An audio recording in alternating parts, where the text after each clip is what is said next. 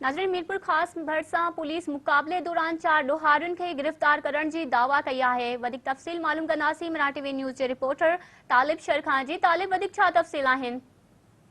जी बिल्कुल, तव्हांखे ॿुधायां त मीरपुर ख़ास में राति देर सां मीरपुर ख़ास जी जेको सीआई पुलिस आहे उन जी टीम ऐं पुराणी मीरपुर पुलिस जेका उमरकोट मीरपुर ख़ास रोड ते गश्त करे रही हुई त ॿिनि मोटरसाइकिलनि ते 4 ॼणा सुवार हुआ जिन खे हिननि रोकण जी कोशिशि कई, जिन फायरिंग पुलिस ते करे छॾी ऐं पुलिस जेको सो नाकाबंदी करे 4 ॼणनि खे गिरफ़्तार करण जी दावा कई आहे। उन में जेको आहे सो गुलशन कमाल मां जेको 2 ॾींहं अॻु हिननि हथियारबंदनि हिकु ड्राइवर चंदर खां फुटनि सां भरियल ट्रक जेका हुई 225 मण जी उहा बि पुर कई हुई।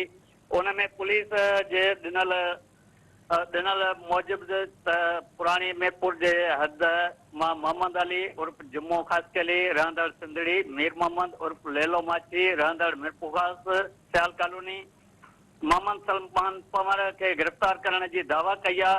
ऐं सीआईए पुलिस इंचार्ज जेको इनायत ज़रदारी आहे उनजो इहो चवणु आहे त वापारी जेको लक्ष्मण दास आहे उन जे 2 ॾींहं अॻु ड्राइवर खां हिननि 225 मण जी जेका ट्रैक्टर ट्राली भरियल हुई फुटनि सां उहा पुर कई आहे।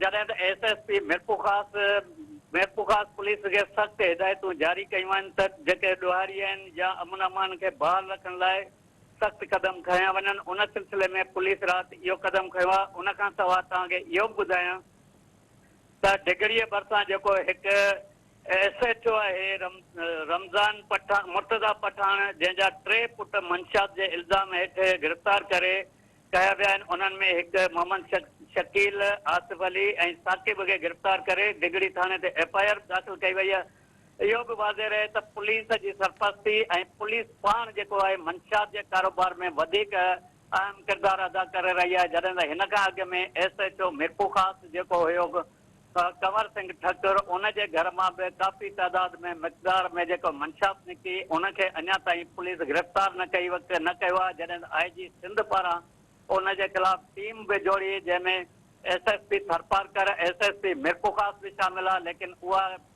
जेका कार्रवाई करण बजाए कागज़नि जे हवाले कई वई आहे। जी तालिब, वधीक अपडेट्स करण लाइ अवां जी महिरबानी।